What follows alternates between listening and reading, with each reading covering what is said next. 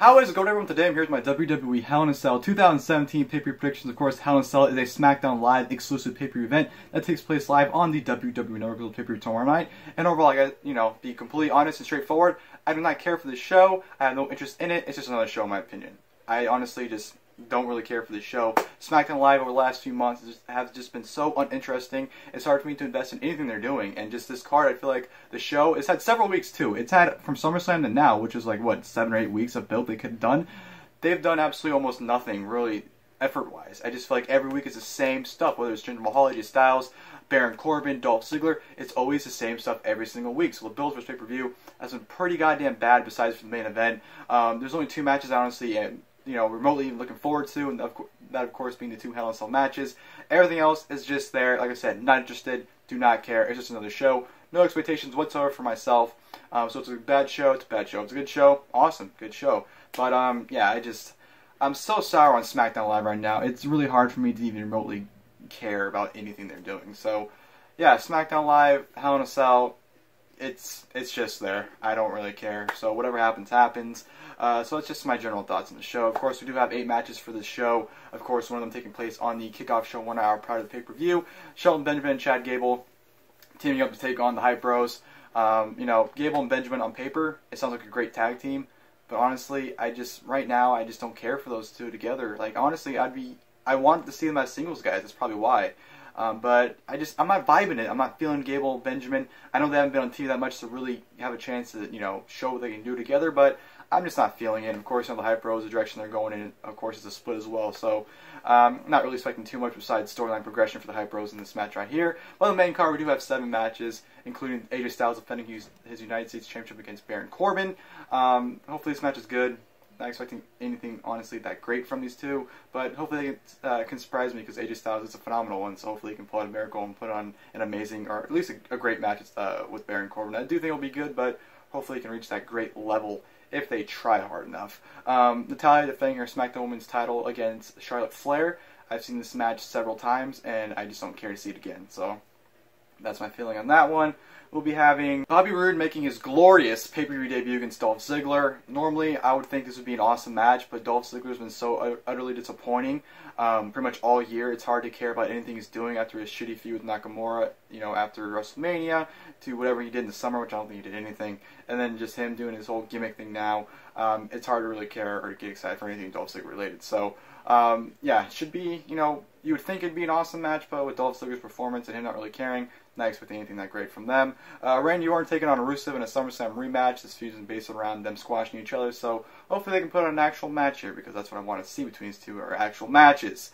Shinsuke Nakamura challenging Jinder Mahal once again for the WWE Championship, and another SummerSlam rematch, which you would think out of all the matches on this card, this would grant Hell in a Cell, considering that the Singh brothers are the sole reason why Nakamura keeps losing against Jinder. So you'd think they'd put him in Cell to keep the Singh brothers from getting in, but no. This match was a regular match, which I'm not against them not putting them in the Cell, because I don't want to see a random feud like this one be put in the Cell, but considering this feud's based around outside interference, I guess a Cell was kind of granted for this, but of course the one match that really, granted Hell in a Cell is not Hell in a Cell, so hopefully this match is better than the SummerSlam match. That's all I'm hoping for, because the result match is either going to make me very, very pissed off, or it's going to make me very, very happy, so one of those two things is going to happen, and you'll know which one happens in my review video tomorrow at the pay-per-view, so hopefully it's a happy one, because if it's a pissed one, you'll probably get a huge rant off of me from that, so yeah. And then we'll be having a Fashion Files segment making its return. Of course, they're supposed to return this past Tuesday on SmackDown Live, but it got delayed till the pay-per-view. Hopefully it's something entertaining. It's usually their segment's entertaining. Hopefully it's progressing and maybe revealing who attacked them, because it's been like, what, 4 months now they've been teasing it, and honestly I'm at the point where I don't even care. I just want it to be revealed so we can move on to the next thing. So, Fashion Files returns. Excited for that. Then, of course, we have our 2 Hell in a Cell matches. Of course, one of them being the SmackDown Tag Team titles being defended against the New Day, taking on the Usos. This should be an absolutely awesome match. This feud's been basically being based off of every match being better than the last one, and hopefully this is the final finale match, because, this feud's been going on for like 4 months now, and hopefully it's an epic blow-off, because I think these 2 tag teams go out there and put on one hell of a match. I kind of like the way I set up the match. in my opinion, the Usos should have won the challenge to New Day. They should have been something like, oh, you know, we're going to put you in the Usos penitentiary. By that we mean Hell in a Cell. Like, something like that. It could have been so simple, made that, you know, this match so much more epic. But no, they had the New Day go, oh, we want you inside Hell in a Cell. Like, so, it was so corny and so lame. Like, it didn't even seem that monumental when it was, you know, made the Hell in a Cell match. So I wish they would have made the announcement much better with the Usos making the challenge. But what can you do? You know, again, I expect those 2 tag teams to go out there and just tear the house down. Potentially more unlikely match tonight as well. Really excited to see those two tag teams go out there inside the Hell in a Cell and just put on an amazing match. So really excited for the Usos and New Day, and of course we get our big main event, which is Kevin Owens taking on Shane McMahon, but not just in a Hell in a Cell, but in a Falls Count Anywhere Hell in a Cell. Now, correct me if I'm wrong, but isn't the Hell in a Cell there to keep them confined in a certain area? Hell in a Cell, to me, kind of just disregards the Hell in a Cell stipulation. I know Chris Jericho and Triple H's Hell in a Cell in 2002 was kind of false, kind of because the finish happened on top of the cell. But, you know, I guess the reason why it's false, kind of, I guess, is like an excuse to get on top of the cell, even though we've had plenty of Hell in a Cell matches that have led on top of the cell without any false, kind of stipulation. I don't know. Maybe the finish is going to happen on top of the cell. I don't know what's going to happen. But, you know, like I said, I just kind of question the Falls Count Anywhere stipulation. But Kevin Owens and Shane McMahon, loved the interaction at Survivor Series last year, and that was a match that I wanted to see at SummerSlam. So I'm happy it's happening now, especially inside Hell in a Cell. I feel like these two can go out there and just put in an awesome match and just absolutely brutalize each other inside Hell in a Cell. So Shane McMahon, Kevin Owens, I'm looking forward to that match. That's actually the match I'm looking forward to the absolute most out of any match. Like I said, I'm not really caring about any other matches on the card anyways. But if you're tuning in the show, this is the main reason to tune in the show if you ask me. So really excited for Kevin Owens and Shane McMahon inside Hell in a Cell. But yeah, that's the card rundown. And without wasting any time, let's go ahead and jump my predictions. Kickoff, Chad Gable and Shelton Benjamin versus the Hype Bros. The Hype Bros story right now is them just constantly losing, them not being able to get along, which causes them to lose, so it makes the most sense for them to lose here, I guess. Gable and Benjamin are still, you know, a fairly new tag team that still need to go out there and press and show what they can do, so them getting the victory here just makes the most sense. Hopefully it's a decent match, not expecting too much out of it, but yeah. Chad Gable and Shelton Benjamin are my pick to win this match here in the kickoff. Hell in a Cell match for the SmackDown Tag Team Championship. SmackDown Tag Team Champions The New Day versus the Usos. As much as I want to see the Usos win back the tag team titles, I just feel like the New Day is going to walk out still the tag team champions here. I feel like this is a blow off, so you know, I don't know. I just see the New Day walking out still the tag team champions. It should be an awesome match. You know, they've had amazing match after amazing match, and they just continuously get better. And hopefully this is, you know, no excuse here. Hopefully this is an amazing blow off and just an awesome Hell in a Cell match. I'm really looking forward to it. You know, first ever SmackDown Tag Team title Hell in a Cell match, so I'm really excited for it. But kind of result, I do expect the New Day to walk out still the SmackDown Tag Team Champions. Bobby Roode versus Dolph Ziggler. Easily Bobby Roode to win his pay-per-view debut.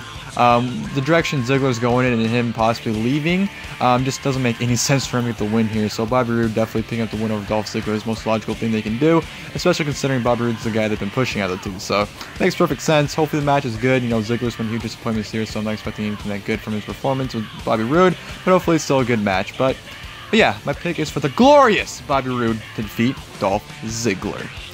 United States Championship match, United States Champion AJ Styles versus Baron Corbin.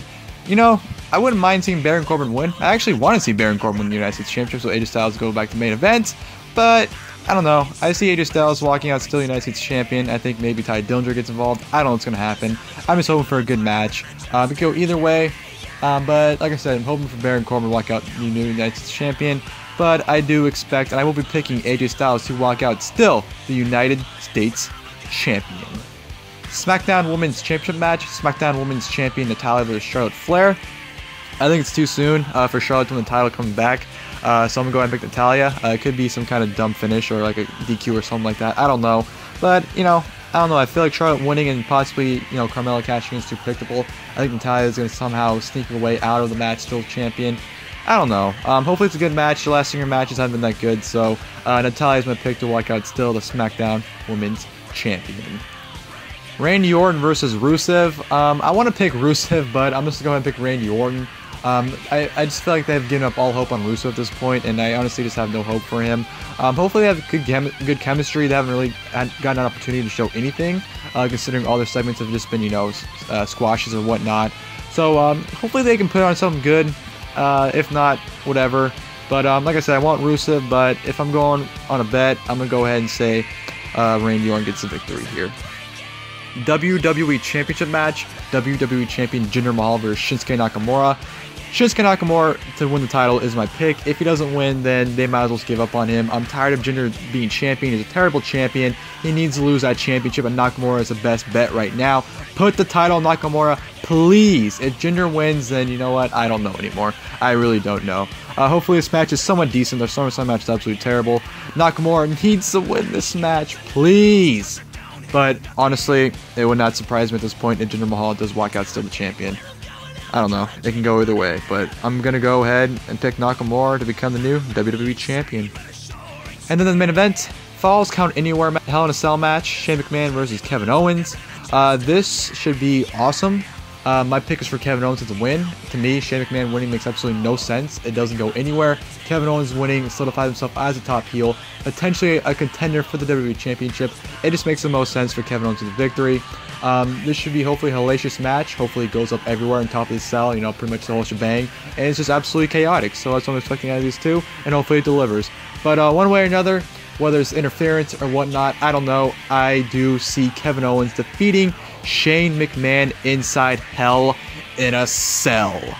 Well, ladies and gentlemen, hope you guys joined my WWE Hell in a Cell 2017 pay-per-view predictions. Of course, like I said, Hell in a Cell is a SmackDown Live exclusive pay-per-view event that takes place live on the WWE Network pay-per-view tomorrow night.